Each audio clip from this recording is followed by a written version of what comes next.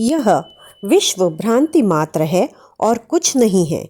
ऐसा निश्चय पूर्वक जानने वाला वासना रहित और चैतन्य मात्र है। वह ऐसी शांति को प्राप्त है मानो कुछ नहीं है। अष्टावक्र गीता 15वां प्रकरण सूत्र 17। इस संसार में दो ही प्रकार के व्यक्ति हैं, अज्ञानी और ज्ञानी, तथा इनकी दो दृष्टियां हैं संसार के प्रति। अज्ञानी कहता है संसार ही सत्य है, संसार में अनेकता है, विभिन्नता है। प्राकृतिक, राजनैतिक, मानसिक, शारीरिक, बौद्धिक, नैतिक, धार्मिक आदि अनेक स्तरों में भी भिन्नता दिखाई देती है। यहाँ तक कि कुछ लोगों को आत्मा में भी भिन्नता दिखाई देती है कि सब आत्माएं भिन्न भिन्न हैं। कुछ लोग परमात्मा में भी भिन्नता देखते हैं, जैसे कि हिंदू के, मुस्लिम के, ईसाई के, जैनी के परमात्मा भिन्न भिन्न हैं। ये सब दृष्टि अज्ञानी की है। उसे जैसा प्रत्यक्ष दिखाई देता है वैसा ही मान लेता है। परोक्ष का उसे कुछ पता ही नहीं। उसका सारा ज्ञान इंद्रियगत है। जो इंद्रियों की पकड़ में आता है, जो बुद्धि की पकड़ में आता है, उसी को वह सत्य मानता है। इंद्रियों के पार के अस्तित्व का उसे कुछ पता नहीं। वे ब्रह्म, आत्मा, ईश्वर आदि की भी सत्ता में विश्वास नहीं करता, क्योंकि वह इंद्रियों द्वारा ग्राह्य नहीं है। ऐसा व्यक्ति वैज्ञानिक है, भौतिक मात्र है, किंतु वह सच्चा है, ईमानदार है। जैसे जाना वैसा ही सत्य व ईमानदारी से कह दिया। वह ब्राह्मण है, ऋषि है, कोई पाखंड नहीं किया, कुछ छिपाया नहीं, किसी को धोखा नहीं दिया। जैसा दिखाई देता है वैसा कह देना भी बड़े साहस का कार्य है, बड़ा आत्मबल चाहिए।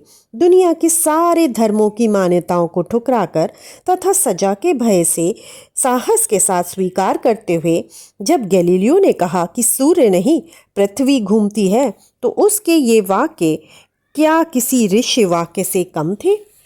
चावर को भी इसीलिए ऋषि कहा गया कि उसने जैसा जाना प्रकट कर दिया, किंतु कई पाखंडी ऐसे हैं जिन्होंने जाना नहीं और कहते हैं कि ब्रह्म है, आत्मा है, सृष्टि माया है, इसमें सार नहीं है, ब्रह्म सत्य है, मोक्ष है, स्वर्ग नरक है, पुनर्जन्म है आदि। अज्ञानी के लिए जगत ही सत्य है एवं ब्रह्म, आत्मा सब मिथ्या है, किंतु न जानते हुए भी जानने का दावा करना व उन्हें सिद्ध करने का प्रयत्न करना बेईमानी है। ये सच्चे नहीं हैं, धोखेबाज हैं। दूसरी दृष्टि ज्ञानी की है। उसी ने ब्रह्म, आत्मा, ईश्वर आदि को जाना है। अज्ञानी स्थूल को ही जानता है, सूक्ष्म उसकी पकड़ में नहीं आता। वह प्रकृति को ही जानता है। उसकी दृष्टि शरीर, उसके भोग एवं विषयों तक ही सीमित है, जिससे इनसे परे जो सूक्ष्म है, जो चेतन है, जो शक्ति है, उसे नहीं जान पाता, जिससे वह कहता है ये है ही नहीं, झूठ है, बकवास है। इसके विपरीत ज्ञानी इसको ज्ञान लेता है, जिससे वह कहता है ब्रह्म, ईश्वर, आत्मा ही सत्य है, जगत मिथ्या है, भ्रांति मात्र है, यह अनित्य है, इसलिए इसका मूल्य नहीं है, शाश्वत तथा सनातन का ही मूल्य है।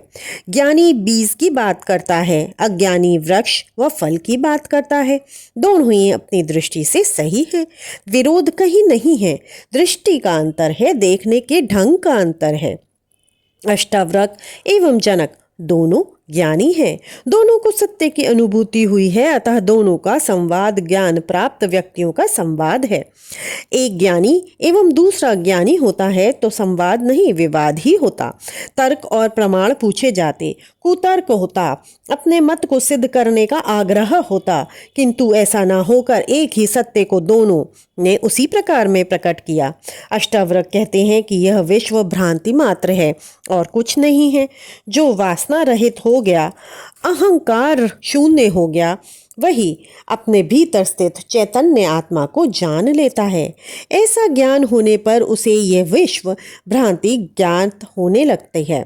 उनका अर्थ ये नहीं कि यह सृष्टि ही भ्रांति है, ये है ही नहीं, बल्कि इसका अर्थ उसके साथ जो हमारे रागात्मक संबंध है, जो आसक्ति है, जो लगाव है, वह सब भ्रांति है। ज्ञानी इस आसक्ति से मुक्त हो जाता है, इसलिए उसको ये भ्रांति ज्ञात होती है एवं आत्मा मात्र ही सत्य प्रतीत होती है। आत्मज्ञानी ही ऐसा निश्चय पूर्वक जानता है, अज्ञानी नहीं जान सकता।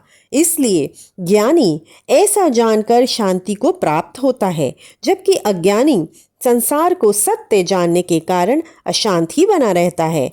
ज्ञानी एवं अज्ञानी में यही अंतर है।